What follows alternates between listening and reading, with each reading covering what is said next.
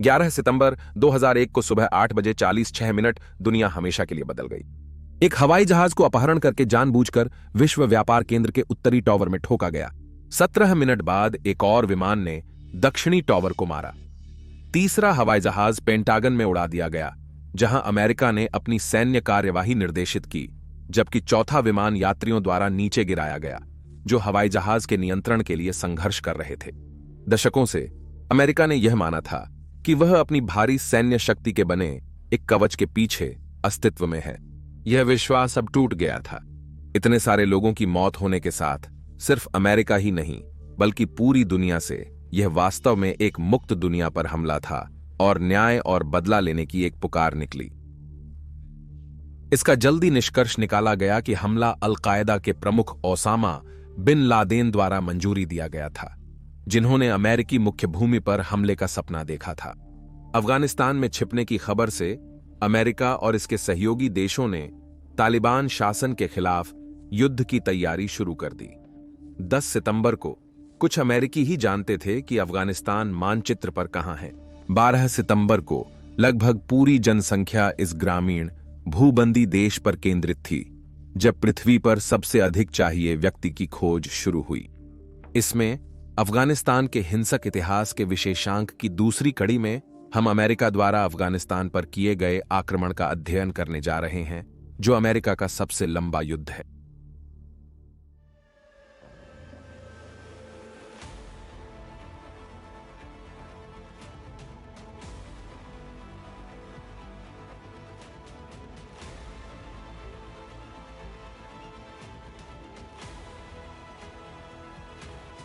दुनिया के युद्धों में आपका स्वागत है।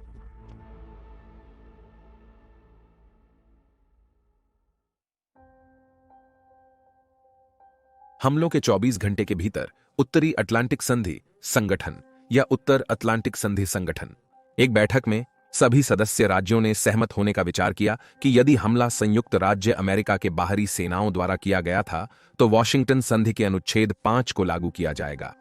संधि के अनुच्छेद 5 के अनुसार एक सदस्य देश पर हमला सभी सदस्य देशों पर हमला माना जाता है।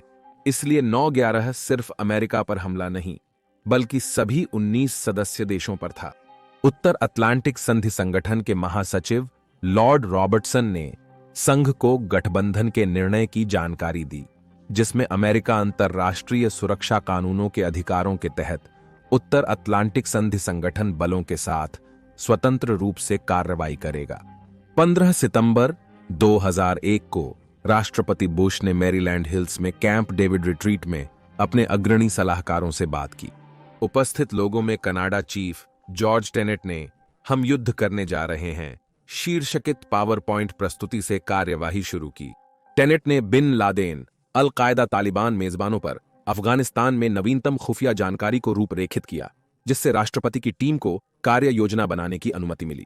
शुरुआती तौर पर स्थापित किया गया था कि 1988 के दूतावास बम धमाकों के बाद प्रेसिडेंट क्लिंटन के क्रूज मिसाइल हमले के बजाय इस बार अफगानिस्तान में जमीनी सैन्य बिन लादेन को खोज और मारने में लगे होंगे, साथ ही उनके लक्ष्य के रास्ते में खड़े किसी भी व्यक्ति को।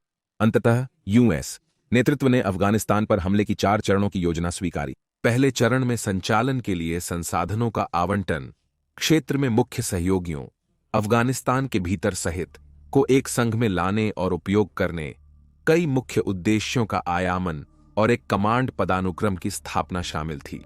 दूसरे चरण में प्रारंभिक युद्ध संचालनों का अध्ययन किया गया, अनुगामी चरणों की तैयारी के लिए। जैसा कि सैन्य संचालन में मानक होता है, पहला लक्ष्य अफगान वायुधाम पर प्रभुत्व स्थापित करना था, ताकि तालिबान के हवाई जहाजों का उपयोग रोका जा सके। विमान विरोधी स्थलों को भी लक्षित किया जाएगा, लेकिन तालिबान के भारी विमान विरोधी तोपों से चिंता थी, जो निम्न उड़ान भरने वाले हेलीकॉप्टरों के लिए खतरा बन सकती थीं।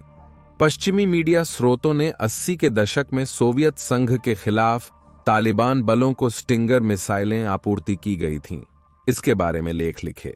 हालांकि ये निराधार थे। 90 के दशक में संयुक्त राज्य अमेरिका ने स्टिंगर्स के कई हिस्से वापस खरीदे, जबकि अधिकांश को काले बाजार में अफ्रीकी देशों को बेच दिया गया था। अफगानिस्तान में जो बचे थे वे अब संचालन योग्य नहीं थे। दूसरे चरण में अफगानिस्तान में 12,500 सैनिक, मुख्यतः विशेष बलों की टीम, तालिबान के खिलाफ उत्तरी गठबंधन के साथ मिलेंगे। वे आपूर्ति ड्रॉप्स का समन्वय करेंगे और महत्वपूर्ण रूप से तालिबान और अलकायदा के लक्ष्यों पर हवाई हमलों को समन्वयित करेंगे, जो उत्तरी गठबंधन और उनके सहयोगी संगठनों को शक्तिशाली वायुसेना प्रदान करते हैं।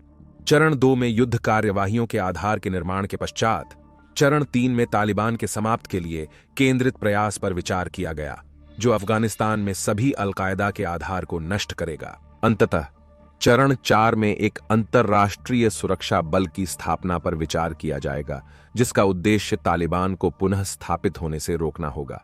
इसके साथ ही काबुल में नई सरकार की स्थापना होगी, जो पहले एक नया और अधिक पश्चिमी अफगानिस्तान का प्रशासन करेगी और बाद में अपनी स्वयं की सशस्त्र बलों की स्थापना करेगी, जो अंततः देश की सुरक्षा की प्राथमिक जिम्मेदारी संभालेंगे।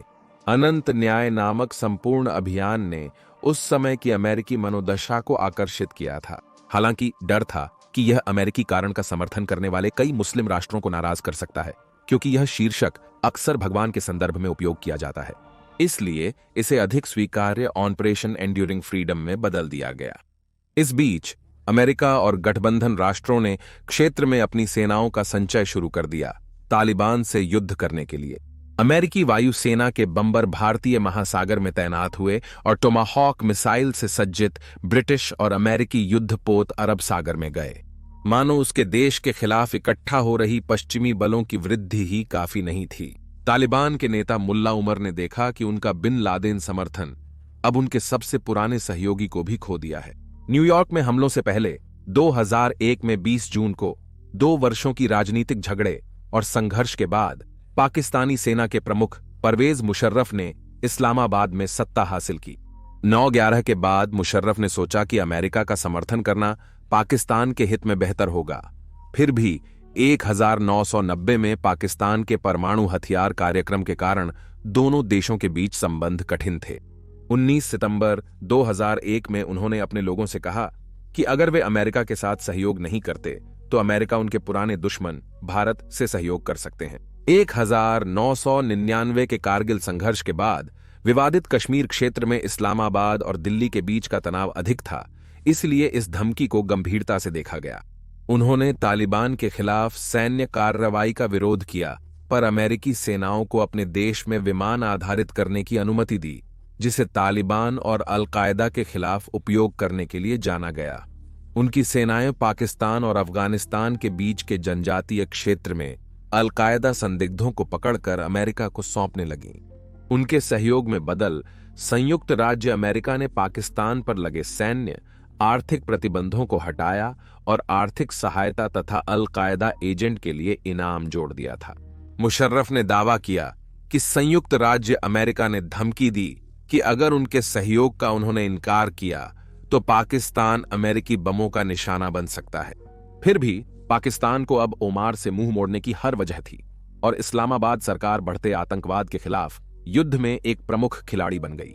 पश्चिम में कई लोग जानना चाहते थे कि कितने उनके लोग वॉशिंगटन के प्रति समर्पित थे और कितने तालिबान और अलकायदा से सहमत थे। 2001 की 4 अक्टूबर को उत्तर अटलांटिक संधि संगठन ने अपनी अनुच्छेद 5 के तहत अमेरिका में E-3 एयरबोर्न वार्निंग और कंट्रोल सिस्टम विमान को तैनात किया। ऑपरेशन ईगल असिस्ट के अंतर्गत संघ ने इतिहास में पहली बार एक सक्रिय आतंकवाद विरोधी ऑपरेशन का कार्य किया। संयुक्त राज्य अमेरिका के अनुरोध पर विमानों को महाद्वीपीय अमेरिका के रडार कवरेज के छिद्रों को भरने के लिए तैनात किया गया, जिसमें 13 उत्तर अटलांटिक संधि संगठन देशों के 830 कर्मचारी शामिल थे। उत्तर अटलांटिक संधि संगठन ने सदस्य राष्ट्रों की सहायता बढ़ाने के लिए खुफिया साझेदारी, लॉजिस्टिक समर्थन और सीमा सुरक्षा विशेषकर मध्य सागर में बढ़ाने के कदम उठाए, जहां अलकायदा के यूरोप में प्रवेश का डर था। मुल्ला अम्मार और तालिबान नेताओं के पास एंड्यूरिंग फ्रीडम के लिए कुछ भी करने का ऑप्शन नहीं था। जब यूएस और उनके सहयोगी अपनी सेनाओं का निर्माण कर रहे थे, उन्होंने बिन लादेन को सौंपने और आतंकवाद का समर्थन बंद करने का प्रतिज्ञा करने से मना कर दिया। इसलिए बुश के लिए केवल एक ही विकल्प बचा, आक्रमण। अलकायदा और उसका अंतर्राष्ट्रीय समर्थन नेटवर्क ने पश्चिम के खिलाफ पवित्र युद्ध की शपथ ली परंतु 11 सितंबर हमलों ने पश्चिमी काउंटर आतंकवाद को सक्रिय कर दिया, जिसे घटना पर आक्रोशित अमेरिकी जनता ने समर्थित किया और डर रहे थे कि यह दोबारा ना हो। अतः अल-कायदा ने अमेरिकी सेना और उनके सहयोगियों से अपरिहार्य सामने के लिए आत्मसात किया। जब वे अफगानिस्तान पहुंचे, वह दिन 7 अक्टूबर 2001 था। ऑपरेशन एंड्यूरिंग फ्रीडम ने उच्च प्राथमिकता लक्ष्यों पर विशाल क्रूज मिसाइल हमले के साथ आरंभ हुआ। अमेरिकी बॉम्बर्स ने डिएगो गार्सिया और अरब सागर में अमेरिकी नौसेना के वाहकों पर हमला किया। अधिक मिसाइलें सतही जहाजों और अमेरिकी ब्रिटिश पनडुब्बियों से आईं। एक बीडो स्पिरिट स्टील्थ बॉम्बर ने मिसौरी के आधार से 44 घंटे के इतिहास की सबसे लंबी बमबारी मिशन को पूरा किया। यूएस B-52 ने भी विभिन्न आतंकवादी प्रशिक्षण शिविरों और सुदृढ़ तालिबान स्थितियों पर 500 पाउंड के मार्क 88 DUM बमों की सैकड़ों बारिश की, उन्हें एक भयानक बल प्रदर्शन में मिटा दिया। जब अफगानिस्तान में शाम के आरंभ में हमले हुए, तब वॉशिंगटन में दोपहर 1 बजे थे और राष्ट्रपति जॉर्ज W. बुश ने अमेरिकी लोगों से बात की। यहां हमारे पास जॉर्ज W. बुश का उद्धरण है। मूल ऑडियो खोजने की क्षमता होनी चाहिए, अन्यथा मैं इसे रिकॉर्ड करूंगा। मेरे आदेश पर अमेरिका की सेना ने अफगानिस्तान में अल-कायदा के ट्रेनिंग कैंप और तालिबान के सैन्य इंस्टॉलेशन पर हमले शुरू किए हैं। इन सतर्कतापूर्वक लक्षित कार्यों का उद्देश्य अफगानिस्तान का उपयोग आतंकवादी कार्यालय के रूप में बाधित करना और तालिबान शासन की सैन्य क्षमता पर हमला करना है। 2 सप्ताह पहले मैंने तालिबान नेताओं से कुछ स्पष्ट और विशिष्ट मांगें की। आतंकवादी प्रशिक्षण शिविरों को बंद करें, अल-कायदा के नेताओं को हस्तांतरित करें और सभी विदेशी, अमेरिकी सहित को अन्यायपूर्वक नजरबंद करें। इन मांगों की पूर्ति नहीं हुई, अब तालिबान को मूल्य चुकाना पड़ेगा। संचालन शुरू होते ही ओसामा बिन लादेन ने अरब समाचार चैनल अल जजीरा को वीडियो भेजा, जिसे पश्चिम में आने वाले वर्षों में बहुत जाना जाएगा। वीडियो में उन्होंने 11 सितंबर के हमलाकारों की प्रशंसा की और घोषित किया कि भगवान ने अमेरिका को गिराया है। खुफिया विश्लेषकों ने बिन लादेन के स्थान की सूक्ष्म जानकारी खोजने की कोशिश में वीडियो का अध्ययन किया, लेकिन अंततः निष्कर्ष पर पहुंचे कि वीडियो पूर्व रिकॉर्डेड था, इसलिए यह बहुत कम उपयोगी था। अल-कायदा के नेता ने इसे अपनी अप्रत्यक्षता की पुष्टि के रूप में इस्तेमाल किया। पहली लहर में हिट हुए लक्ष्यों में कंदहार में एक तालिबान मुख्यालय और स्थानीय हवाई अड्डा थे, लेकिन शायद मुल्ला ओमर के लिए सबसे महत्वपूर्ण हमला उनकी जान पर हमला करने की कोशिश थी। ओमर के साथ क्या हुआ इसका स्पष्ट विवरण विवादित है, परंतु वह या तो कंदहार के अपने घर में घायल हुए थे या काफिले में यात्रा करते समय हमले की प्रतीक्षा करते हुए। बाद में युद्ध में पहली बार एक ड्रोन का उपयोग जीवित मिसाइल चलाने के लिए हुआ था। ओमर उस रात घायल हो गए जिस रात उनके 10 वर्षीय पुत्र को घर पर मार दिया गया था, इसके समय की परवाह किए बिना। फिर ओमर अपने अनुयायियों के साथ अफगानिस्तान के जंगल में गुम हो गए, जहां से उन्होंने पश्चिमी हमलावरों और पुनर्जीवित उत्तरी गठबंधन की संभावित क्रियाओं का समन्वय किया। युद्ध विमानों के तीव्र छत्र तले विशेष बलों की टीमें अफगानिस्तान के बॉर्डर को भीड़ में पार करने लगीं, लगभग पूरी तरह से अविरोधित, और फिर उन्होंने तालिबान के विरोधी मित्रों से संपर्क किया। आगामी दिनों में यह टीमें उत्तरी गठबंधन और अन्यों की सहायता करेंगी, तालिबान की एक श्रृंखला की हार को सुनिश्चित करने में। हालांकि वे स्वयं लड़ाई नहीं करते, बल्कि तालिबान के योद्धाओं को परास्त करने के लिए गठबंधन की वायु शक्ति का समन्वय करते हैं। ऑपरेशन एंड्यूरिंग फ्रीडम के 1 सप्ताह बाद मुल्ला उमर ने एक चौंका देने वाली घोषणा की। 2001 के 14 अक्टूबर को उन्होंने पश्चिम से वार्ता शुरू करने के लिए प्रस्ताव दिया, जिसमें उन्होंने ओसामा बिन लादेन को सऊदी अरब जैसे तीसरे पक्ष को सौंपने का सुझाव दिया, जो उसे अमेरिका में याचिका कर सकते थे। इस प्रस्ताव में सावधानी थी। उन्होंने इस पर बल दिया कि अमेरिका को तालिबान को साबित करने के लिए सबूत देना चाहिए कि बिन लादेन 9/11 हमलों के पीछे थे। 2001 से पहले तालिबान के द्वारा बिन लादेन के प्रत्यर्पण के लिए सऊदी अरब के दूतों के साथ किए गए असफल समझौतों और पहले से शुरू हुए युद्ध संचालन को देखते हुए तालिबान का प्रस्ताव अस्वीकार किया गया था। 20 अक्टूबर की रात को दक्षिणी दिशा में संयुक्त राज्य आर्मी रेंजर्स और स्पेशल फोर्सेज को कंधार प्रांत में हेलीकॉप्टर या पैराशूट से उतारा गया और उन्होंने महत्वपूर्ण तालिबान स्थलों पर हमला किया, जहां उन्होंने मनोवैज्ञानिक युद्ध विधियों से रक्षकों को डराया। ऑपरेशन राइनो नामक मिशन जिसका उद्देश्य था तालिबान बलों को नष्ट करना, खुफिया इकट्ठा करना और भविष्य के हवाई अड्डे के लिए क्षेत्र की उपयोगिता का मूल्यांकन। कुल मिलाकर ऑपरेशन लगभग 5 घंटे चला। ऐसी 130 गनशिप्स के समर्थन के साथ यूएस बलों को मामूली नुकसान हुआ। युद्धनीतिक दृष्टिकोण से परिणामों को मिश्रित माना गया। मनोवैज्ञानिक दृष्टिकोण से यह तालिबान के खिलाफ एक प्रमुख विजय थी, क्योंकि कंधार प्रांत अनेक उच्च स्तरीय संगठन के आदिवासी घराने का घर है। यूएस ने दिखाया कि वे अफगानिस्तान के किसी भी हिस्से, चाहे तालिबान के गढ़ में, हमला कर सकते हैं और अधिकारी आग्नेयास्त्र ला सकते हैं। 1980 के दशक में सोवियत संघ से लड़ने वाले वे लोग भी अमेरिकी रणनीतियों की प्रभावशीलता पर हैरान थे। रेंजर्स कांदाहार प्रांत में हमला करते समय एक अन्य विशेष बलों की टीम को बाग्राम एयरबेस के पास स्थापित करने और उत्तरी गठबंधन से मिलने का आदेश दिया गया था। तालिबान विरोधी मित्रों से संपर्क के बाद विशेष बलों की टीम ने बेस के नियंत्रण टावर के ऊपर निरीक्षण बिंदु स्थापित किया, जिससे वे शोमाली मैदानों पर तालिबान की स्थितियां देख सकते थे। लगभग 4 सप्ताहों तक विशेष बलों की टीमें यूएस एयरफोर्स और नेवी युद्ध विमानों को तालिबान लक्ष्यों पर निर्देशित करेंगी।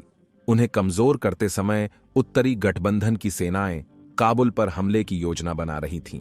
उत्तरी गठबंधन की सेनाओं ने 13 नवंबर को शहर पर हमला शुरू किया और तालिबान बलों के खिलाफ तेजी से प्रगति की।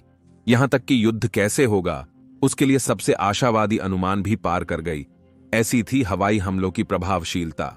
अगले दिन काबुल में प्रवेश करते हुए उन्हें कोई प्रतिरोध नहीं मिला, क्योंकि शेष तालिबान देशी इलाकों में विखंडित हो गए और कांडहार प्रांत की ओर अपने पूर्वजों के घर जा रहे थे, जिसे उनका अंतिम स्थान माना जा रहा था।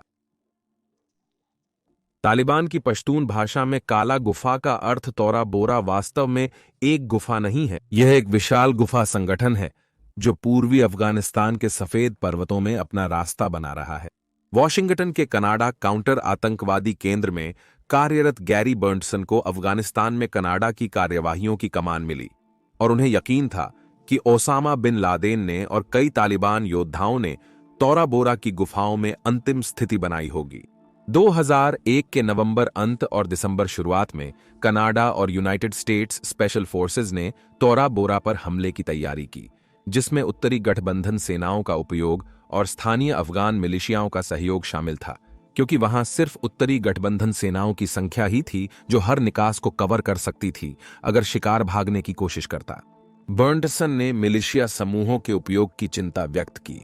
उनके अनुसार इन मिलिशिया वालों में तालिबान और अलकायदा के खिलाफ लड़ाई के लिए यूएस समर्थन के वादे के साथ भी पर्याप्त उत्साह नहीं था। हमेशा संदेह था कि कई लोग बिन लादेन और मुल्ला ओमर के प्रति सहानुभूति रखते हैं, जिससे संचालन कमजोर हो सकता है। दिसंबर की 3 तारीख से यूएस एयरफोर्स B-50 दोस्त ने गुफा संयंत्रों पर हवाई हमले शुरू किए।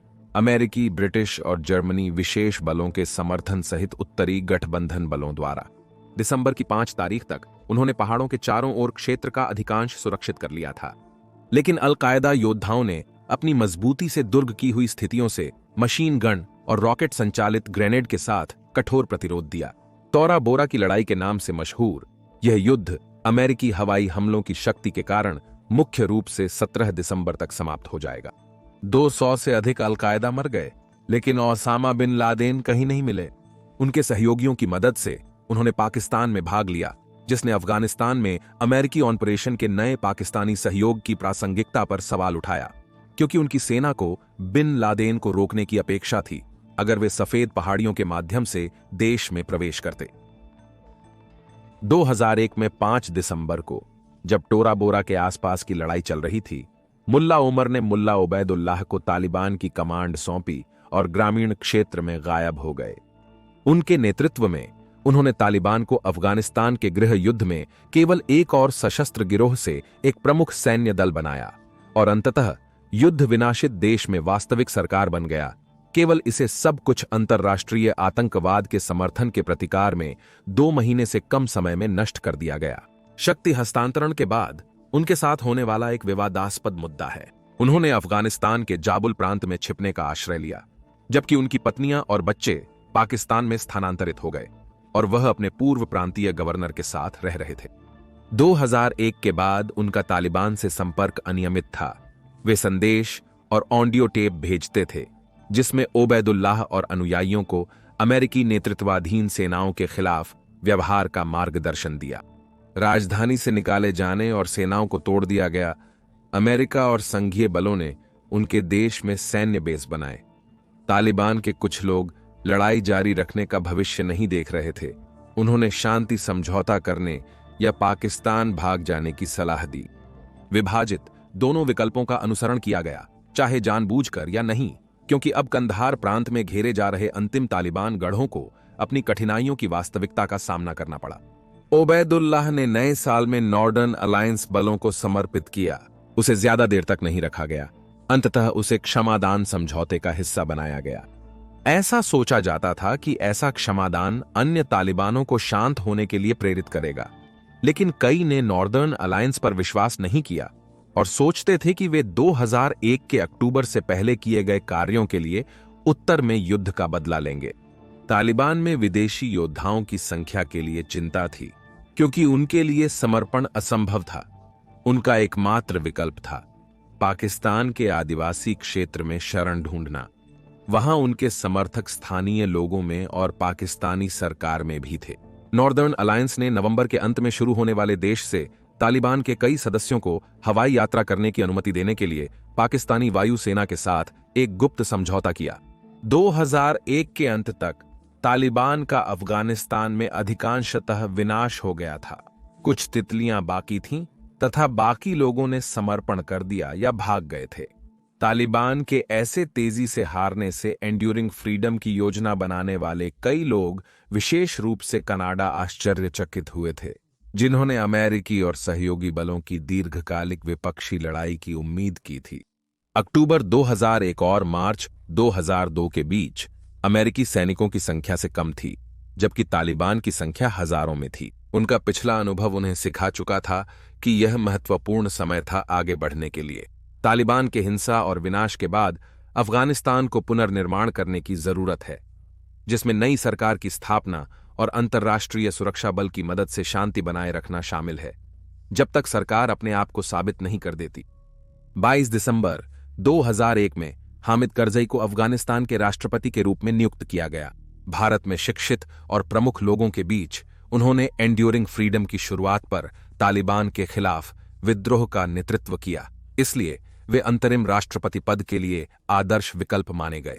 मूलतः केवल 6 महीने के लिए सेवा करने के लिए नियुक्त, उनकी अवधि चुनावों के माध्यम से बढ़ाई गई, जिससे वे लगभग 13 वर्षों तक कार्यालय में रहे और तालिबान के युग के बाद अफगानिस्तान की राजनीति में एक प्रमुख व्यक्तित्व बने। अफगानिस्तान अब भी एक विभाजित राष्ट्र रहा, विशेष रूप से सुरक्षा और रक्षा क्षेत्रों में अभी भी वफादारी संदिग्ध थी। इस प्रकार संयुक्त राष्ट्र सुरक्षा परिषद के संकल्प 1386 के बाद यूएस और उत्तर अटलांटिक संधि संगठन ने अंतर्राष्ट्रीय सुरक्षा सहायता बल, अंतर्राष्ट्रीय सुरक्षा सहयोगी बल की स्थापना की। अंतर्राष्ट्रीय सुरक्षा सहयोगी बल का मुख्य कार्य नए अफगान राष्ट्रीय सेना को प्रशिक्षण देना और सजाना था, ताकि वह बचे हुए तालिबान विद्रोहियों से और युद्धपतियों से नई सरकार की सुरक्षा कर सके।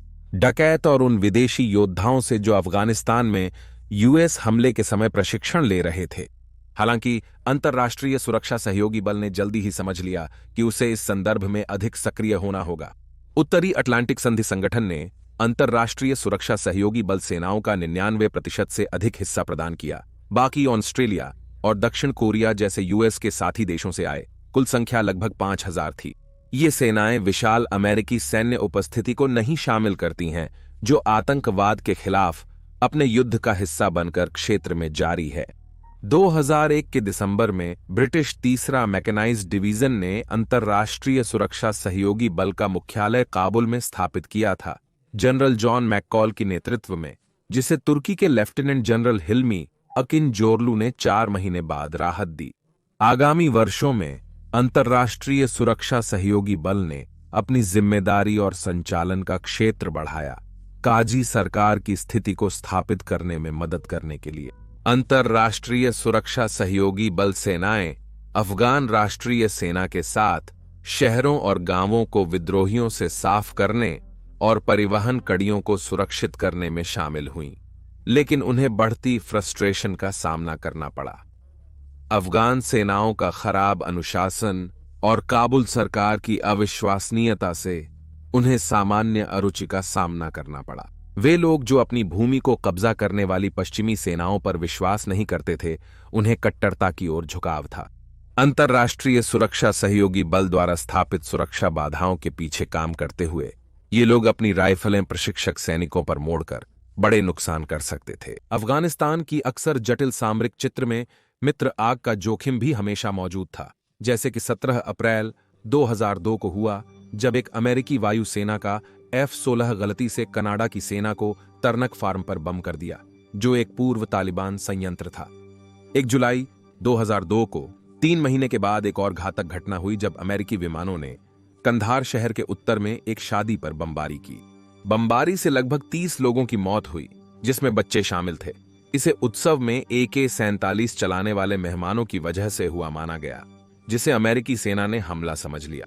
ऐसी गलतियां, जो केवल अमेरिकी सेना तक ही सीमित नहीं थीं, ने अंतर्राष्ट्रीय सुरक्षा सहयोगी बल का काम और भी कठिन बना दिया, खासकर जब बात स्थानीय जनसंख्या के हृदय और मन को जीतने की आती थी। इस बीच काबुल में आतंकवाद वापस आ गया, जैसे कि तालिबान के प्रति वफादार इस्लामी कट्टरपंथी ने करजई सरकार पर प्रहार किया। 2002 में 6 जुलाई को करजई के उपराष्ट्रपति अब्दुल कादिर की उनके दामाद के साथ हत्या हुई और 5 सितंबर को सूचना और संस्कृति मंत्रालय के भवन के सामने कार बम विस्फोट में 30 लोग मरे। हालांकि अमेरिका ने इन्हें तालिबान के अवशेषों के कार्यों के रूप में देखा और यह माना कि समय देने पर स्थिति स्थिर हो जाएगी और करजई की सेनाएं शेष योद्धाओं को साफ कर देंगी। इस समय वॉशिंगटन पहले से ही अपनी अगली प्रमुख अभियान की योजना बना रहा था, इस बार पर्सियन खाड़ी में सद्दाम हुसैन के इराक के खिलाफ। लेकिन वे जो मानते थे कि तालिबान समाप्त हो गया था, उन्हें एक असभ्य जागृति होने वाली थी। पाकिस्तान में भागे हुए तालिबान ने अपने इस्लामी अमीरात को पश्चिमी देशों और करजई सरकार द्वारा पुनर्निर्माण होते देखकर बैठे नहीं रहे। फिर भी उन्हें यह झांत था कि वे आतंकवाद के कार्यों और निम्न स्तर की विद्रोह में शामिल होने पर भी प्रतिक्रिया करने के लिए तैयार नहीं थे। इसीलिए उन्होंने 2002 से अपने समर्थन संरचना का निर्माण शुरू कर दिया। हथियारों का निर्माण और नए योद्धाओं की भर्ती अफगानिस्तान के अफीम व्यापार से वित्त पोषित की गई। 20 मार्च 2003 को अमेरिका और संयुक्त राज्य द्वारा इराक पर हमले के शुरू होने पर तालिबान की भर्ती में वृद्धि हुई। इस हमले के बाद अफगानिस्तान के लोगों का गुस्सा बढ़ा और देश में पश्चिमी इमारतों और सुविधाओं की सुरक्षा बढ़ाई गई, जिसमें कई दूतावास फिर से खोले गए। 2-8 मार्च को संयुक्त राष्ट्र सुरक्षा परिषद ने वहां के मिशन को 1 वर्ष बढ़ाने के लिए मतदान किया, स्थानीय चुनावों में मदद के लिए। तालिबान ने इस कार्य को अफगान लोगों की सहायता के मिशन के बजाय कब्जे के रूप में पेश किया। 2003 में अमेरिकी अंतर्राष्ट्रीय सुरक्षा सहयोगी बल सैनिकों और सहायता कर्मियों पर हमले निरंतर बढ़े और ब्रिटिश ब्रॉडकास्टिंग कॉरपोरेशन साक्षात्कार में वरिष्ठ तालिबान कमांडर मुल्ला दादुल्ला ने घोषणा की कि तालिबान अपने मृतकों से वापस आ रहे थे, उनके स्वदेश को चिह्नित करने और उन्हें निकाले नहीं जाने तक युद्ध लड़ने के लिए। 1990 के दशक की शुरुआत में देश का नियंत्रण पाने की लड़ाई में तालिबान योद्धा साहसी थे। 6 अप्रैल 2003 को जाबुल प्रांत में सरकारी चेकपॉइंट पर 50 तालिबान योद्धाओं ने हमला किया, जिसमें 3 सैनिक घायल हुए। तालिबान संघ की वायु शक्ति से डरकर भाग गए। अगले दिन क्षेत्र की सफाई के दौरान 20 तालिबान को पकड़ा गया, जबकि बाकी भाग गए। अमेरिकी सेना ने उपलब्ध खुफिया जानकारी पर काम करके वरिष्ठ तालिबान सदस्यों की खोज का अभियान शुरू किया। हेलमंड प्रांत में अमेरिकी सैनिकों ने मुल्ला दादुल्ला की खोज में हर घर छाना, जिससे स्थानीय लोग और उनके संबंध पश्चिमी सैनिकों के साथ अस्थिर हो गए। यह तनाव तब बढ़ा जब और अधिक नागरिक तालिबान के पुनरुत्थान में फंस गए। 9 अप्रैल 2003 को संघीय सेनाओं ने अमेरिकी मरीन कोर से हवाई सहायता मांगी। AV-8B हैरियर ड्यू ने लेजर निर्देशित बम ड्रॉप किया, जो अपने लक्ष्य से चूक गया और एक घर को नष्ट कर दिया, जिसमें 11 लोग मर गए। अमेरिका और अंतर्राष्ट्रीय सुरक्षा सहयोगी बल संघ के लिए यह एक आपदा थी, तालिबान के लिए यह एक PR कू था। गर्मियों में तालिबान ने संघीय बलों पर हिट एंड रन हमले किए और संघर्ष बढ़े। आतंकवाद ने शहरों कस्बों में सिर उठाया। कार बम चेकपॉइंट और बाजारों के लिए प्रमुख खतरा बने। पाकिस्तानी सीमा की चिंताएं, जो तालिबान के लिए लगभग पूरी तरह से खुली थीं, ताकि वे बाधाओं के बिना आगे पीछे हो सकें, और पाकिस्तानी सैनिकों ने कभी-कभी अफगान सेना के खिलाफ लड़ाई में सहयोग भी किया। करजई और मुशर्रफ सरकारों के बीच सीमा समस्याओं को हल करने की बैठकें हुईं, परंतु ये अक्सर कम ही सफल रहीं। दोनों पक्षों पर बहुत अधिक अविश्वास था। उदाहरण स्वरूप, करजई सरकार ने याद किया कि पाकिस्तान 2001 के सितंबर तक तालिबान का सबसे बड़ा लाभकारी था और यह संभावना थी कि यह अभी भी था। मुशर्रफ ने करजई की सेनाओं को पाकिस्तान में घुसपैठ का आरोप लगाया और उन्होंने अफगान सरकार द्वारा विभिन्न आरोपों पर हिरासत में रखे 900 पाकिस्तानियों की छुट्टी की मांग की। इस दौरान अफगानिस्तान की लड़ाई ने संघ की सेनाओं के लिए समस्याओं को उत्पन्न किया, जिनमें से अधिकांश पारंपरिक युद्ध जैसे सद्दाम हुसैन के खिलाफ के लिए प्रशिक्षित और तैयार थे।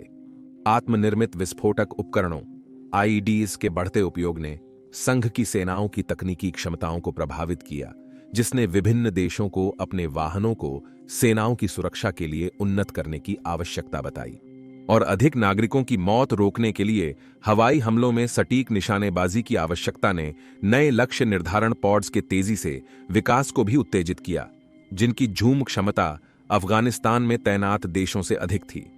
युद्ध सिर्फ पुनरुत्थानशील तालिबान के साथ ही सीमित नहीं था।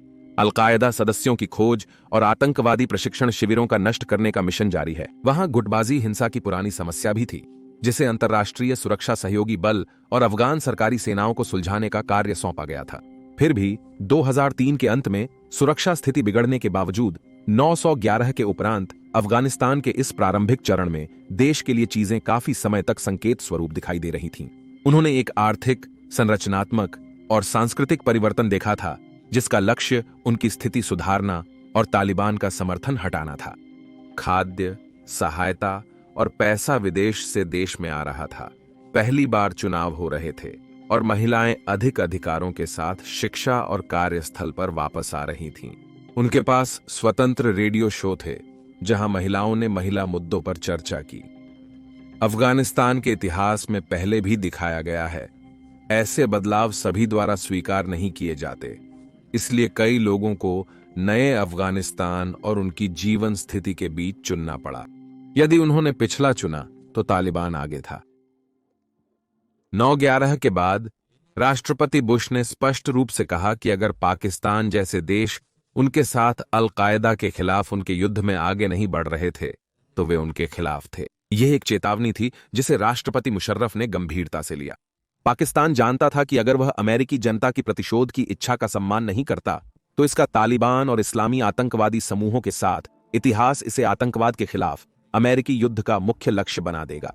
लेकिन जैसा कि मुशर्रफ ने अमेरिका के साथ खड़े होकर अपने लोगों को बताया, उन्हें अमेरिकी बमों से नहीं बल्कि भारतीय बमों से डर था। पाकिस्तान की स्थिति को इतिहास के नवीनतम अध्याय में समझने के लिए हमें यूनाइटेड किंगडम से स्वतंत्रता के बाद क्षेत्र में उसकी स्थिति की जांच करनी होगी। पाकिस्तान का जन्म ब्रिटिश भारत के उत्तर पश्चिमी सीमा के प्रमुखतः मुस्लिम क्षेत्रों से हुआ था। भारत के निर्माण के समय जो मुख्यतः हिंदू था, कश्मीर क्षेत्र पर तत्कालीन विवाद उत्पन्न हुआ जो मुख्यतः मुस्लिम था, लेकिन जिसका एक बड़ा हिस्सा भारतीय क्षेत्र के अंदर था। यह विवाद निरंतर बना हुआ है और कई बार दोनों देशों के बीच सीधे या प्रतिनिधि के माध्यम से सशस्त्र संघर्ष में परिवर्तित हुआ है। भारत ने पाकिस्तान की तुलना में मानव संसाधन में अद्वितीय लाभ हासिल किया है। इसने पाकिस्तान को 2 संकटपूर्ण रास्ते अपनाने के लिए मजबूर किया, जिसमें सबसे चिंताजनक उसका परमाणु हथियार कार्यक्रम था। यह न केवल भारत पाकिस्तान को परमाणु हथियारों की दौड़ में प्रवेश करने पर मजबूर करता था, जिससे क्षेत्रीय शांति को खतरा मिलता था, बल्कि यह इस्लामी दुनिया को पहले परमाणु हथियार भी प्रदान करता था और हमेशा यह डर था कि देश जैसे ईरान भी परमाणु हो सकते हैं। दूसरा विकल्प भारत विरोधी आतंकवादी समूहों, विशेषकर कश्मीर क्षेत्र के का सहयोग करना था, जो भारतीय सुरक्षा बलों के खिलाफ अभियान चला सकते थे। पाकिस्तान की इंटर सर्विसेज इंटेलिजेंस एजेंसी अक्सर आतंकी समूहों की मदद करती थी। आईएसआई नामक संगठन ने 90 के दशक में तालिबान की सत्ता के दौरान अफगानिस्तान में आतंकी समूहों की बड़ी संख्या में प्रशिक्षण दिया, जिनमें से कई का लक्ष्य पश्चिम विरोधी था। 9/11 के बाद पाकिस्तान ने अपनी जगह को संयुक्त राज्य अमेरिका के साथ अल-कायदा के खिलाफ नुकसान नियंत्रण प्रयास में स्थापित किया, जिसे अमेरिका खुशी से स्वीकार कर रहा था। अगर पाकिस्तान सहयोग नहीं करता तो भारत अमेरिकियों की मदद करने को तत्पर था। संयुक्त राज्य अमेरिका भारतीय गठबंधन पाकिस्तान के लिए विनाशकारी हो सकता है। पाकिस्तानी नेतृत्व और इंटर सर्विस इंटेलिजेंस अपने पूर्व आतंकवादी सहयोगियों से बस ऐसे ही दूर नहीं चले जा सकते थे। पाकिस्तान के केंद्रीय प्रशासित जनजातीय क्षेत्र में उत्तर पश्चिम में कई पाकिस्तानी पश्तून थे जो अफगान तालिबान और अल कायदा का समर्थन करते थे जब वे अमेरिका और सहयोगियों द्वारा सीमा पार कर भगाए गए थे। पाकिस्तान ने अपनी वफादारी दिखाने के लिए आतंकवादी संदिग्धों को गिरफ्तार करने के लिए कई सैन्य अभियानों में भाग लिया और उन्हें अमेरिका को सौंपा। इसने क्षेत्रवासियों में क्रोध उत्पन्न किया, जिसके परिणाम स्वरूप दंगे हुए और पाकिस्तानी प्राधिकरणों के खिलाफ आतंकी हमले हुए। समय समय पर पाकिस्तानी सेना और इंटर सर्विस इंटेलिजेंस के कुछ लोगों ने अफगानिस्तान से भागे हुए उग्रवादियों को नियंत्रित करने की महत्वता समझी और इसलिए उन्हें अमेरिका की जानकारी के बिना ही निगरानी करने और उनका आवास सुनिश्चित किया। उदाहरण स्वरूप, inter service intelligence agent Osama bin Laden के पाकिस्तान में होने की जानकारी रखते थे और वे उसे 2011 से पहले ही अमेरिका को सौंप सकते थे। इंटर सर्विस इंटेलिजेंस का मुख्य मान्यता यह थी कि अमेरिका का युद्ध अफगानिस्तान में क्षणिक रहेगा और वे 9/11 का प्रतिशोध लेने के बाद संतुष्ट होकर वापस चले जाएंगे। इससे पाकिस्तान को अपने पारंपरिक ऊपर बदलने की संकटमय स्थिति में छोड़ दिया जाएगा। भारत के साथ अपने गर्म और ठंडे युद्ध को अमेरिका के बाहर निकलने के बाद भी आतंकवादी मित्रों के साथ जारी रखना। इसलिए इंटर सर्विस इंटेलिजेंस के कुछ लोगों ने सोचा कि वे अफगानिस्तान में अमेरिकी हस्तक्षेप की प्रतीक्षा कर सकते हैं, जिसके बाद स्थिति सामान्य हो जाएगी और वे भारत पर ध्यान केंद्रित कर सकेंगे। पुनरुत्थानशील अफगान तालिबान ने लड़ाई को लंबी और रक्तरंजित संघर्ष का स्वरूप दिया। इस दौरान पाकिस्तानी तालिबान भी उभरा और अपने पड़ोसियों का समर्थन करते हुए देश की शासन करने का इच्छुक था, जिससे जनजातीय क्षेत्रों में और भी लड़ाई बढ़ी। राष्ट्रपति बुश और उनकी मंत्रिमंडल ने अफगानिस्तान युद्ध के महत्व को नजरअंदाज नहीं किया, लेकिन बिना युद्ध को बढ़ाए या पाकिस्तानी सैन्य से झड़प में पड़े बिना क्षेत्र में सैनिकों और युद्ध विमानों को विस्तारित नहीं कर सके थे। इसीलिए जात आतंकवादी संदिग्धों को खोजने के लिए अमेरिकी और पाकिस्तानी खुफिया और सुरक्षा सेवाओं के बीच अधिक सहयोग के साथ एक समझौता हुआ।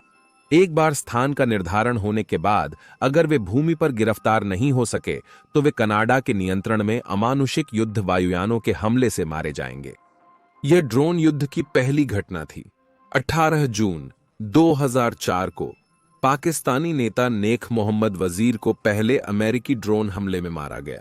2001 से पहले वजीर ने तालिबान के साथ काम किया और पाकिस्तान में तालिबान और अल कायदा स्वयंसेवकों के प्रशिक्षण शिविर स्थापित किए थे, जिनसे वे अंतर्राष्ट्रीय सुरक्षा सहयोगी बल सैनिकों से लड़ने पाकिस्तान सीमा पार करते थे। उन्हें मारे जाने पर वे अकेले नहीं थे, उनके ड्रोन हमले में 2 बच्चे भी शामिल थे, जिनकी मौत हो गई। आने वाले महीनों में पाकिस्तान के आतंकवादी समूहों को बाधित करने के लिए ड्रोन उपयोग बढ़ा। पश्चिमी मीडिया ने ड्रोन हमलों को एक नए स्वच्छ तरीके के रूप में पेश किया है। शल्यक्रिया की सटीकता से हमला करने में सक्षम। जमीन पर लक्ष्य अक्सर नागरिकों के बीच या हथियार के भंडार के पास छिपे होते थे, जिनका विस्फोट होने पर देश के विभिन्न हिस्सों में गोला बारूद फैल जाती थी। फिर भी ड्रोन हमलों का अफगानिस्तान में उग्रवादी विद्रोह पर एक प्रमुख प्रभाव पड़ रहा था और इसे बढ़ावा देते हुए बुश ने उनके उपयोग में वृद्धि करने का आदेश दिया। इस प्रकार उन्होंने पाकिस्तान के राजनीतिक स्थिति को गंभीर रूप से अस्थिर कर दिया, क्योंकि अमेरिका के सामान्य अधिकारों के बावजूद हमले पाकिस्तानी जातीय समूहों और उनके नेताओं के लिए बहुत अप्रिय थे, जिसने मुशर्रफ पर दबाव डाला उन्हें रद्द करने के लिए। पाकिस्तानी नेताओं ने तत्काल हमलों का विरोध किया, खासकर नागरिकों की हत्याओं पर। पाकिस्तान की अदालतों ने अमेरिका को युद्ध अपराधी घोषित किया और उन्हें रोकने की मांग की, लेकिन अमेरिका ने आत्मरक्षा का दावा कर इसे खारिज कर दिया। फिर भी विरोध के बावजूद हमले जारी रहे। अफगानिस्तान की संघर्ष की कहानी के विवादास्पद पहलुओं में एक बने रहे। इसने तालिबान से सहानुभूति रखने वाले पाकिस्तानियों को नाराज किया। कहा गया है कि हमले और अमेरिका की उन्हें रोकने की अनिच्छा ने तालिबान के खिलाफ जंग में अधिक स्वयंसेवकों की पुकार उत्पन्न की। आईएसआई का एक और हमलों का उपयोग तालिबान के सहयोग अनिच्छुक सदस्यों को समाप्त करने के लिए था। दशक के समय से आईएसआई और पाकिस्तान के ऊपरी वर्ग की चिंता यह थी कि करजई, जो पहले तालिबान के प्रति संदिग्ध थे, अंतर्राष्ट्रीय सुरक्षा सहयोगी बल के वापसी के बाद भारत का समर्थन कर सकते हैं। इससे पाकिस्तान की सैन्य स्थिति पर बड़ा प्रभाव पड़ सकता है और इसलिए तालिबान योद्धाओं को काबुल में शासन परिवर्तन के लिए तैयार रखना उनके लिए फायदेमंद हो सकता है। परंतु आईएसआई खतरनाक खेल खेल रहा था।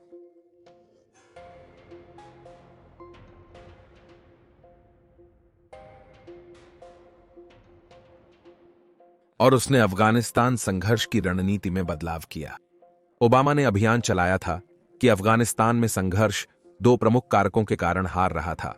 पहला यह कि इराक में लड़ाई ने राजनीतिज्ञों और अमेरिकी जनता को बड़े पैमाने पर अफगानिस्तान की स्थिति से विचलित कर दिया था, जिसे उन्होंने अमेरिकी राष्ट्रीय सुरक्षा के हिसाब से दोनों संघर्षों में से अधिक दबावदार माना।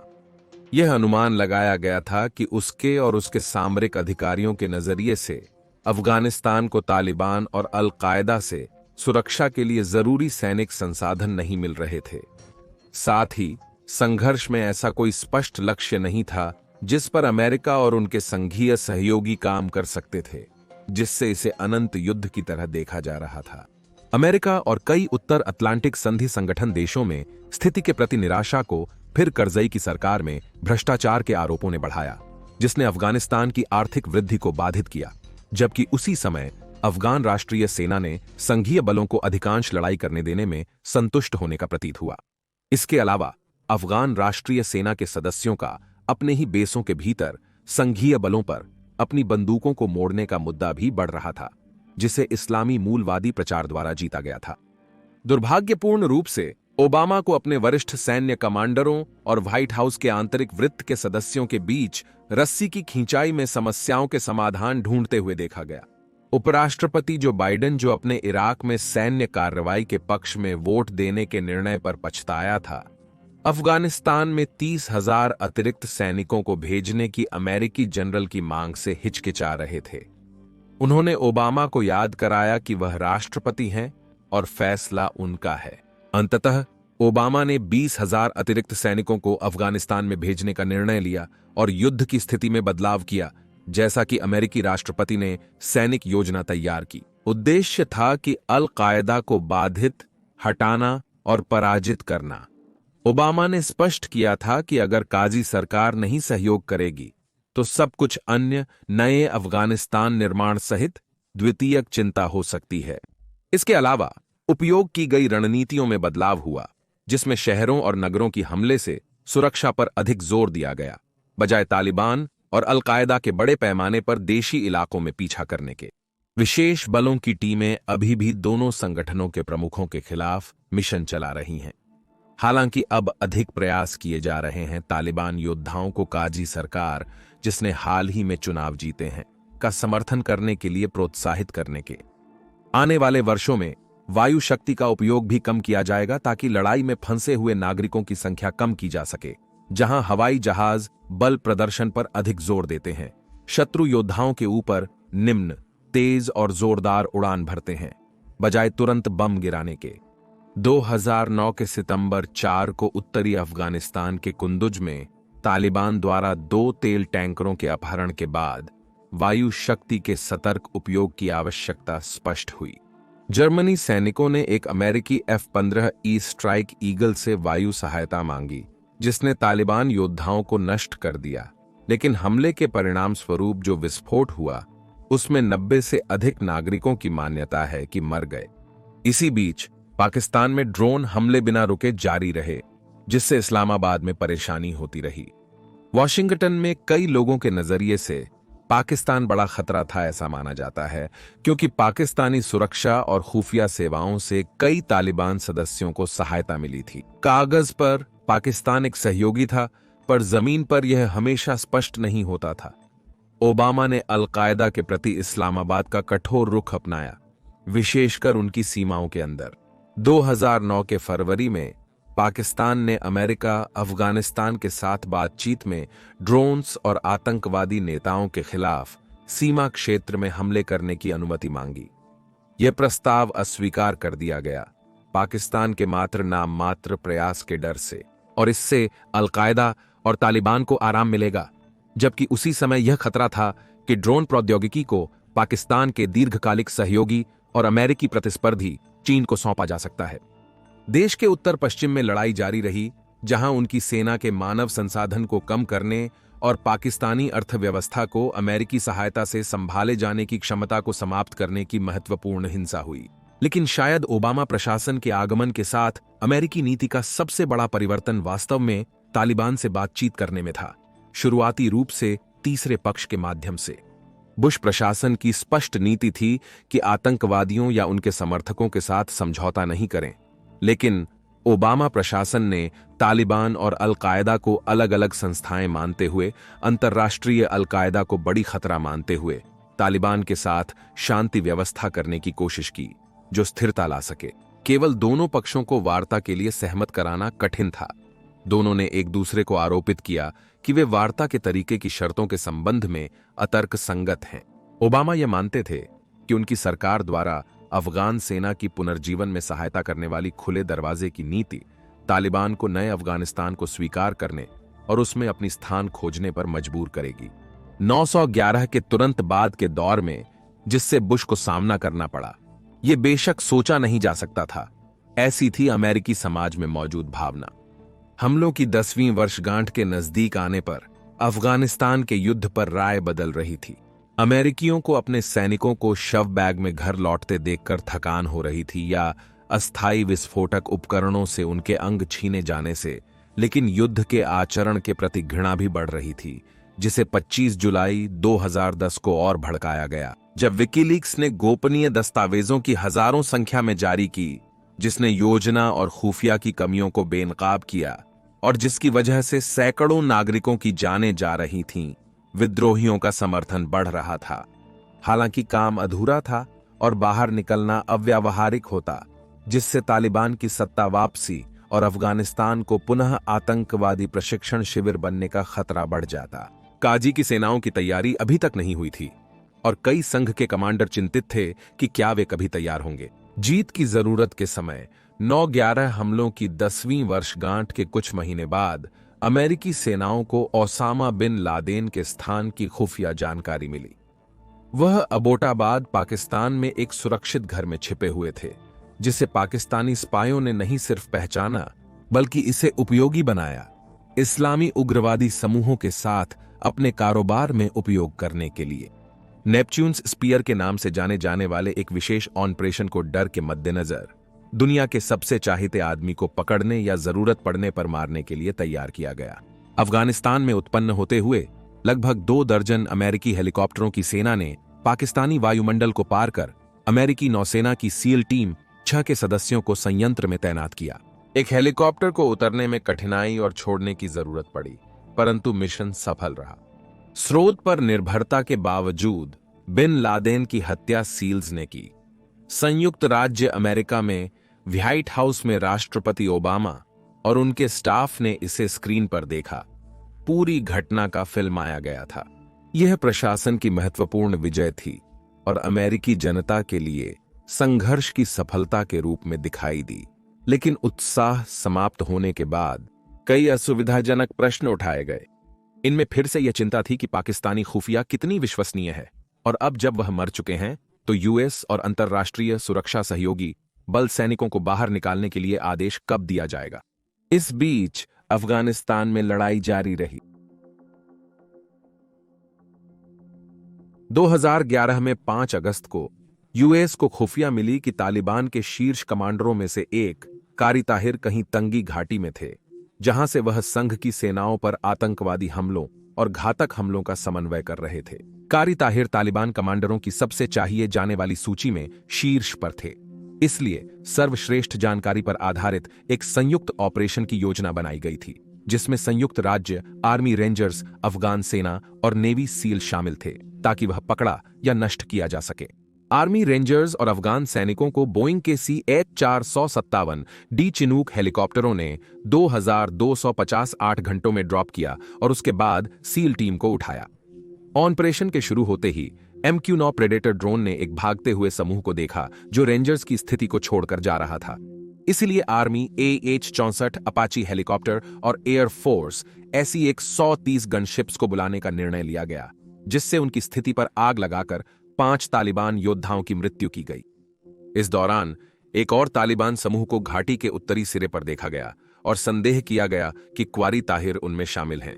इसलिए सील टीम को उन्हें रोकने और ताहिर की उपस्थिति की पुष्टि करने के लिए कहा गया।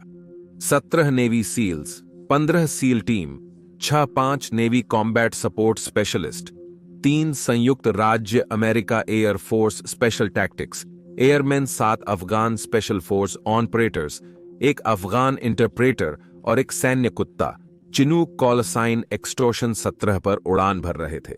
विमान ने लैंडिंग जोन से कुछ ही समय में अवरोहण किया और अपनी गति को धीमा करना शुरू कर दिया। बाहरी लाइटिंग के अभाव में भी विमान की ध्वनि ने 2 मंजिला इमारत में छिपे तालिबान समूह को ध्यान में लाया। जब वह गुजरा 200 मीटर की दूरी पर तालिबान ने चिनूक पर 3 रॉकेट प्रोपेल्ड ग्रेनेड भेजे, में से एक ने हेलीकॉप्टर के पिछले रोटर को मारा।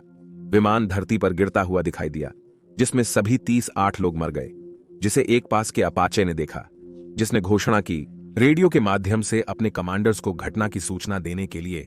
एंजेल डाउन एक्सटॉर्शन 17 को गिराने का प्रमाण संयुक्त राज्य अमेरिका के लिए एक ही घटना में युद्ध में जीवन की सबसे बड़ी हानि होगी, यहां तक कि पहले ऑपरेशन रेड विंग्स घटना को भी पार करेगी। इस घटना ने संयुक्त राज्य अमेरिका में विवाद को बढ़ावा दिया है। अनेक षड्यंत्र सिद्धांतों को संभाव्य से लेकर बेतुके तक कई लोगों ने सवाल उठाया है कि तालिबान ने एक चलते हुए लक्ष्य को रात में RPG के साथ कैसे हिट किया, जबकि कुछ ने संयुक्त राज्य अमेरिका पर सबूत छुपाने का आरोप लगाया है। कुछ जांचकर्ताओं का संदेह है कि विमान को बोर्ड पर रहने वाले अफगानिस्तान ने गिराया। उसने अमेरिकियों पर बंदूक मोड़ दी और इससे विमान के रोटर असेंबली को क्षति हुई, जिससे यह दुर्घटनाग्रस्त हो गया। फिर भी आधिकारिक स्थिति यह है कि एक्सटॉर्शन 17 को तालिबान के RPG द्वारा गिराया गया था। संघ के खिलाफ संघर्ष में समूह को विमान पर मौजूद उसी इकाई से झटका मिला जिन्होंने ओसामा बिन लादेन की हत्या की थी। वह योद्धा जिसने दावा किया था कि उसने शॉट चलाया, उसका प्रतिशोध जल्दी ही आया जब उसने असुरक्षित रेडियो पर बात करना शुरू किया। अमेरिकी खुफिया ने ट्रांसमिशन बंद कर दिया और 8 अगस्त को उसे ढूंढ लिया और F-16 द्वारा हवाई हमले में मारा गया। 22 सितंबर 2011 को यह घोषित किया गया कि कारी ताहिर अंततः मिल गया और हवाई हमले में मार दिया गया था।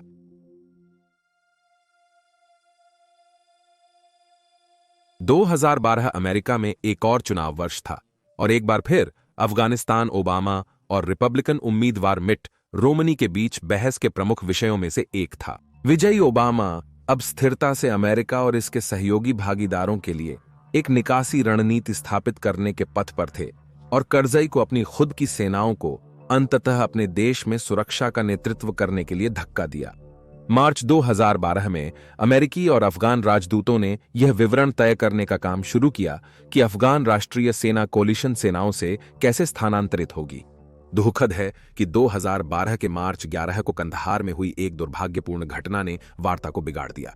सुबह 3 बजे अमेरिकी सेना के स्टाफ सार्जेंट रॉबर्ट बेल्स ने राइफल, नाइट विजन गॉगल्स और अफगान कवरिंग के साथ कंधार के कैंप बेलेनबी को छोड़ दिया, जिससे उन्हें अमेरिकी सैनिक के रूप में पहचाना गया।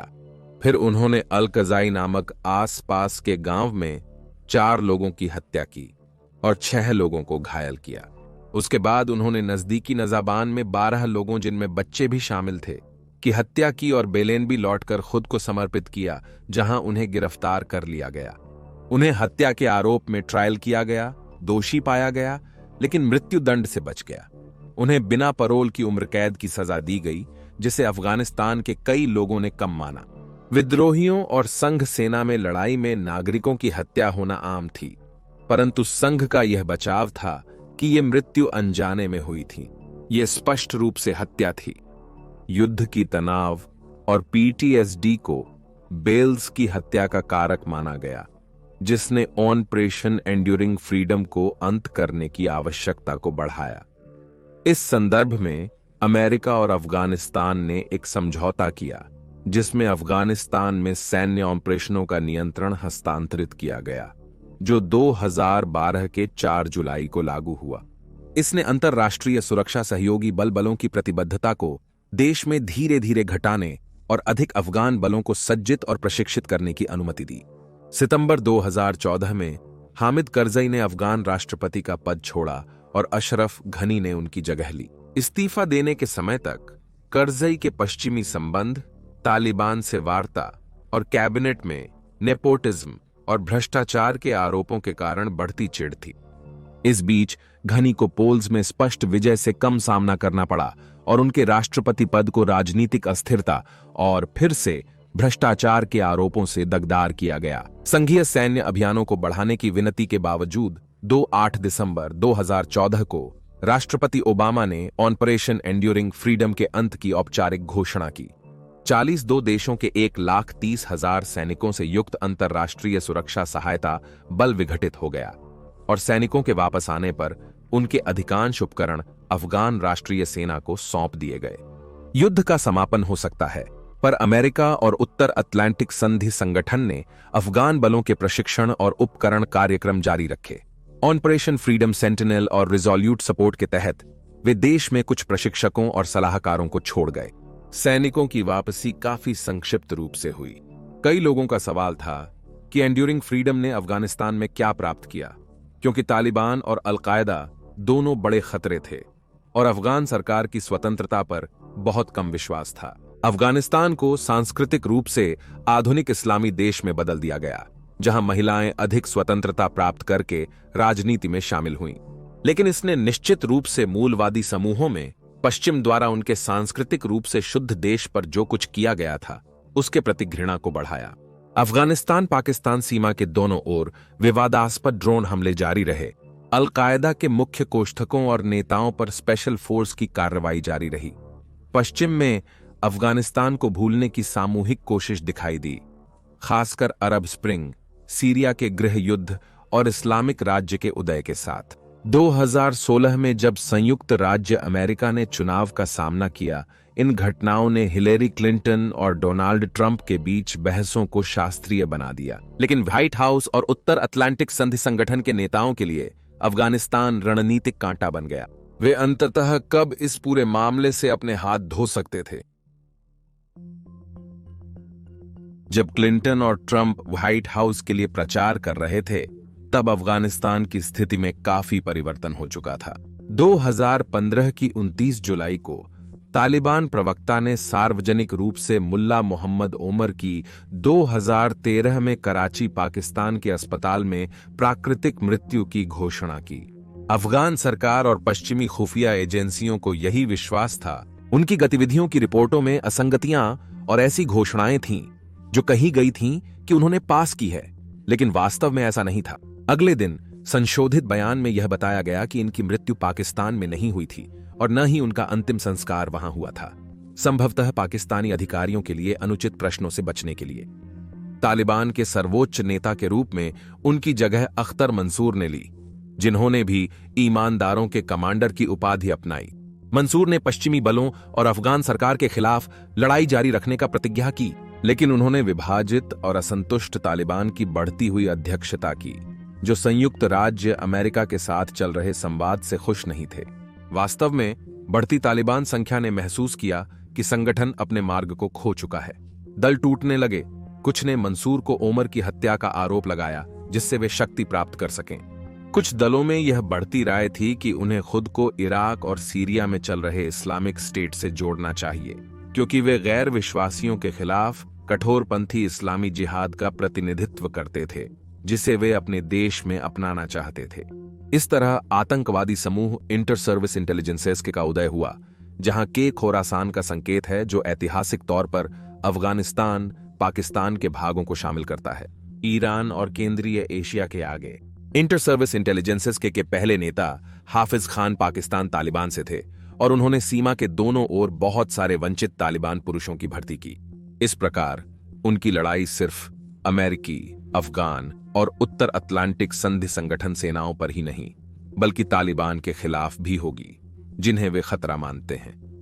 उनके पास तालिबान की संख्या नहीं थी, इसलिए उनका ध्यान पश्चिमी और शिया मुस्लिम लक्ष्यों पर आतंकवादी हमलों पर था, जिन्हें सन्नी इंटर सर्विस इंटेलिजेंसेस के आंदोलन से कम समझा जाता है।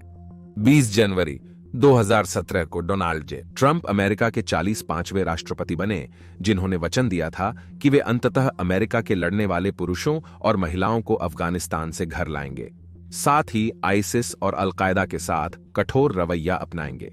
कार्यालय संभालने पर अफगानिस्तान में अभी भी कुछ 16,500 सैनिक थे, साथ ही उत्तरी अटलांटिक संधि संगठन के समान संख्या के सैनिक।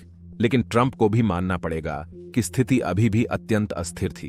अपने वादे और कठोर रवैया के साथ ट्रंप ने ड्रोन हमलों के विस्तार का आदेश दिया, जिसके परिणाम स्वरूप अख्तर मंसूर और हाफिज खान की मौत हुई।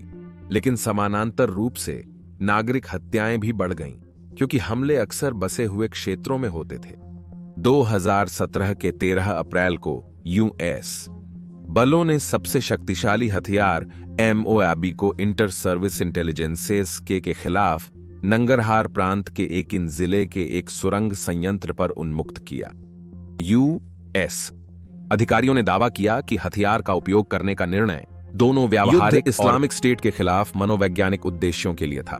यह अभी निश्चित नहीं है कि ट्रंप ने हमले का आदेश दिया था या नहीं, परंतु विश्व मत विभाजित था। पूर्व अफगान राष्ट्रपति काजी ने ट्रंप पर आरोप लगाया कि उन्होंने अपने देश को नई हथियारों के परीक्षण के लिए उपयोग किया। लगभग 99 इंटर सर्विस इंटेलिजेंसेस के योद्धाओं और 3 नागरिकों की मौत हुई है। यह वास्तव में इंटर सर्विस इंटेलिजेंसेस के और अमेरिका के विरोधी को एक संदेश देता था कि नए राष्ट्रपति के साथ दस्ताने उतारे जाएंगे। यह एक निवारक के रूप में पूरी तरह विफल रहा। पश्चिमी सैनिकों, सहायता कर्मियों पर हमले हुए। अफगान सुरक्षा बलों के विरुद्ध हिंसा बढ़ने से ट्रंप को अपने वादे का पलटाव लेना पड़ा और उन्होंने वर्ष के अंत तक अफगानिस्तान में 5,000 अतिरिक्त अमेरिकी सैनिकों की वृद्धि की। 2018 में स्थिति स्थिर नहीं थी। इंटर सर्विस इंटेलिजेंसेस के योद्धाओं ने 2-4 जनवरी को जलालाबाद में सेव दी चिल्ड्रन कार्यालय पर हमला किया, जिसमें 3 लोगों की मृत्यु हुई। यह हमला उनके पश्चिमी संस्थानों के खिलाफ अभियान का भाग था और इसने चैरिटी को देश छोड़ने की प्रेरणा दी। तालिबान ने काबुल में विदेशी दूतावासों के निकट अफगान सरकारी चेक पॉइंट पर 103 लोगों को मारने वाला आत्मघाती हमला किया। एक सप्ताह बाद संयुक्त राज्य अमेरिका वायुसेना B-52 ने इतिहास में सबसे बड़ी संख्या में 24 प्रेसिजन गाइडेड बम ड्रॉप किए। यह एक तालिबान प्रशिक्षण शिविर पर हमला था। लगता था कि शांति अब और अधिक दूर थी। इस दौरान ट्रंप पर अफगानिस्तान के मामले में अपने वचनों की पुष्टि करने हेतु दबाव बढ़ रहा था। उन्होंने ओबामा की नीति का पालन करके तालिबान के साथ संवाद खोलने की कोशिश की। अब हिब्बुल्लाह अखुंदजादा के नेतृत्व में तालिबान कतर में अमेरिकी डिप्लोमेट्स के साथ समझौते पर चर्चा करने के लिए अधिक खुले थे। बजाय युद्ध विराम की घोषणा करने के, उन्होंने 2019 में कई उच्च प्रोफाइल हमले किए और बैठकों के बीच अधिक क्षेत्रों को कब्जा किया ताकि वे नेगोशिएशन मेज पर मजबूत हो सकें। अफगान सुरक्षा बलों की तुच्छ प्रतिक्रिया ने उन्हें प्रोत्साहित किया, परंतु यह बातचीत को रोक दिया क्योंकि ट्रंप को अमेरिका और उत्तर अटलांटिक संधि संगठन के वापसी को विजय के रूप में दिखाने की जरूरत थी। अफगान सरकार की अराजकता ने काम को और अधिक कठिन कर दिया, जिस पर निरंतर भ्रष्टाचार के आरोप थे। 2019 के 28 सितंबर को ग्रानी ने अब्दुल्लाह के खिलाफ राष्ट्रपति चुनाव में संकीर्ण जीत हासिल की, जिसे अब्दुल्लाह ने मान्य नहीं किया और वे ने एक छाया सरकार बनाई। इसने तालिबान के साथ वार्ता के समय देश को अनिश्चितता में छोड़ दिया। 2020 की 19 फरवरी को संयुक्त राज्य अमेरिका और तालिबान ने दोहा कतर में समझौते की सहमति दी, जिसमें झगड़ती अफगान राजनीतिक नेतृत्व शामिल नहीं थी। दोहा समझौते ने अमेरिका और उत्तर अटलांटिक संधि संगठन की सेनाओं को अफगानिस्तान से वापस जाने की अनुमति दी, यह मानते हुए कि तालिबान ने प्रतिज्ञा की है कि वह अलकायदा को अपने नियंत्रित प्रदेश में शरणार्थी होने की अनुमति नहीं देगा। अफगान सरकार ने देश के बाकी हिस्सों में यही करते हुए इस समझौते को 9/11 के बाद वेस्टर्न शक्तियों द्वारा अपने लक्ष्य को प्राप्त करने के रूप में दुनिया को दिखाया। समझौते के अनुसार अफगान सरकार को 5,000 तालिबान कैदियों को रिहा करना होगा, जो 1,000 सरकारी कैदियों को वापस देंगे। अमेरिका 4 महीनों में 5,000 सैनिकों को और 5 बेस बंद करेगा और 1 मई 2021 तक सभी अमेरिकी और उत्तर अटलांटिक संधि संगठन सैनिक वापस ले लिए जाएंगे। हालांकि यह समझौता अफगानिस्तान के लोगों को शांति नहीं देगा। उल्टा अब्दुल्लाह के साथ शक्ति साझा करने वाले गिलानी के खिलाफ तालिबान की विद्रोही गतिविधियों ने हिंसा को पिछले वर्ष के मुकाबले 70% तक बढ़ा दिया। इसके साथ समझौते के भाग के रूप में यूएस और संघ की वायु शक्ति कम की गई।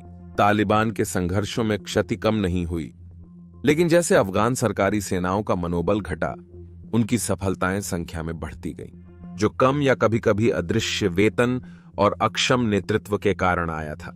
22 जून 2020 को अफगानिस्तान ने 20 वर्षों के बाद अपने सबसे खूनी सप्ताह का सामना किया, जब तालिबान ने 18 अफगान प्रांतों पर हमला किया। 299 सरकारी सैनिक मृत, 550 घायल। वॉशिंगटन डीसी में दोहा समझौते ने हिंसा को पूरी तरह से अस्वीकार किया। कैपिटल हिल पर सैनिकों की वापसी की सीमा तय करने का एक कदम लिया गया, लेकिन गति को रोकने में असफलता हुई और यह लगने लगा कि पश्चिमी शक्तियां अफगानिस्तान को नागरिक युद्ध की स्थिति में छोड़ सकती हैं। लड़ाई का अनुमान 1 वर्ष से दशक तक का था, लेकिन ट्रंप की सरकार और विश्व शक्तियां स्पष्ट रूप से समझ गई थीं कि अमेरिका और उसके सहयोगी अफगानिस्तान को तालिबान के हाथों में गिरने देंगे। इस पृष्ठभूमि पर दृढ़ पर कमजोर इंटर सर्विस इंटेलिजेंसेस के समूह ने अपने आतंक की शासन व्यवस्था जारी रखी। उनके लिए मासूम होने का कोई महत्व नहीं था।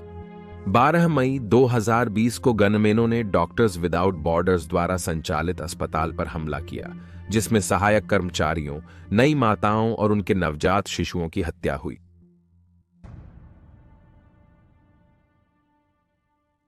अफगानिस्तान संघर्ष अमेरिका का सबसे लंबा युद्ध था, जिसकी पुष्टि इस बात से होती है कि अमेरिकी सैनिकों की अंतिम महीनों की देखरेख चौथे राष्ट्रपति ने की थी।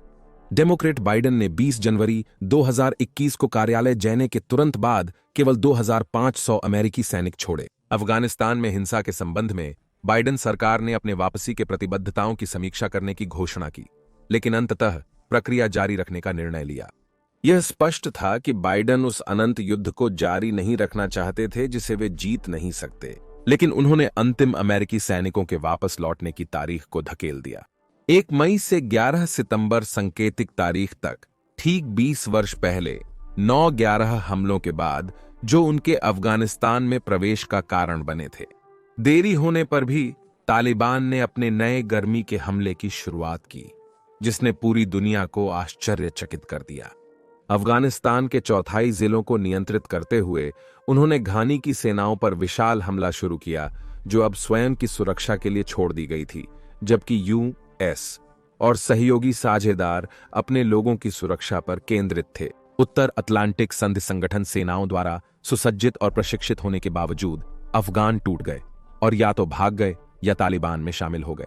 पश्चिमी मीडिया ने तालिबान द्वारा अपने हमलों के लिए इस्तेमाल की जा रही अमेरिकी निर्मित हमवीज और सशस्त्र वाहनों की जटिल तस्वीरें दिखाईं। अगस्त तक तालिबान ने अपने नियंत्रण क्षेत्र को तिगुना कर दिया था, अधिकांश ग्रामीण क्षेत्रों में, और अब बड़े शहरों और प्रांतीय राजधानियों पर दबाव बनाते हुए, जिनमें से कई बिना लड़ाई के हार गए। अशरफ घनी के लिए, जिन्होंने 15 अगस्त 2021 को देश छोड़ दिया, काबुल पर समस्याएं बढ़ रही थीं। तालिबान ने 2001 में जिस तरह राजधानी शहर को छीना गया था, उसी तरह एक भी गोली चलाए बिना शहर को कब्जा किया। यह स्वाभाविक रूप से अमेरिका और शेष उत्तरी अटलांटिक संधि संगठन सैनिकों के लिए एक गंभीर चिंता थी, जब वे शहर के हामिद काजी अंतर्राष्ट्रीय हवाई अड्डे की ओर हटे ताकि वे निकासी उनके साथ जारी रख हजारों डरे हुए अफगान देश से बाहर की उड़ानों पर चढ़ने उत्साहित थे, तालिबान की अधीनता से डर गए थे। भयानक फुटेज सामने आएगी, जिसमें 2 लोग एक अमेरिकी वायुसेना C-17 परिवहन विमान को पकड़ने की कोशिश कर रहे थे और अपनी मृत्यु की ओर गिर गए। हवाई अड्डे पर एयरलाइनर्स उन लोगों से भर गए थे जिन्होंने बोर्ड को पूरी तरह भरने की कोशिश की, उम्मीद करते हुए कि विमान उड़ान भर सकेगा, लेकिन यह विमान जमीन पर ही ठहर गया। स्थिति इतनी गंभीर हो गई थी कि H-64 हेलीकॉप्टर गनशिप्स को भीड़ को हटाने के लिए रोटर्स का डाउनवॉश उपयोग करना पड़ा, जब तक अतिरिक्त अमेरिकी और ब्रिटिश सैनिकों को हवाई अड्डे की सुरक्षा और उचित उपयोग की अनुमति नहीं मिली। फिर भी अनिश्चितता बाकी थी, जैसे कि एक रॉयल एयर फोर्स पायलट ने समाचार दल को बताया कि वहां यातायात नियंत्रण अभाव था और पायलट एक दूसरे से रेडियो संचार के माध्यम से सुरक्षित उड़ान और उतरण की जांच कर रहे थे। इतने लोगों के क्षेत्र में भीड़ने के साथ दुनिया की मीडिया की निगाहों में इंटर सर्विस इंटेलिजेंसेस के ने अफगानिस्तान में पश्चिमी सैनिकों पर अंतिम, सार्वजनिक और घातक हमले का सम्मुख सामना करने में विफल रहा। 26 अगस्त 1750 घंटे पर, जहां संयुक्त राज्य अमेरिका की समुद्री सेना लोगों की प्रवेश की प्रक्रिया कर रहे थे, जिसे एबी गेट कहते हैं, वहां एक आत्मघाती बमकार ने भीड़ में विस्फोट किया। इसके बाद इंटर सर्विस इंटेलिजेंसेस के गनमैनों ने भीड़ और मरीन्स पर गोलीबारी की। 169 अफगान और 13 यूएस सैनिक, 11 मरीन्स, एक आर्मी सैनिक और एक नेवी कॉर्पमैन मारे गए। दुनिया ने आक्रोश व्यक्त किया और वॉशिंगटन में बदले की मांगें हुईं।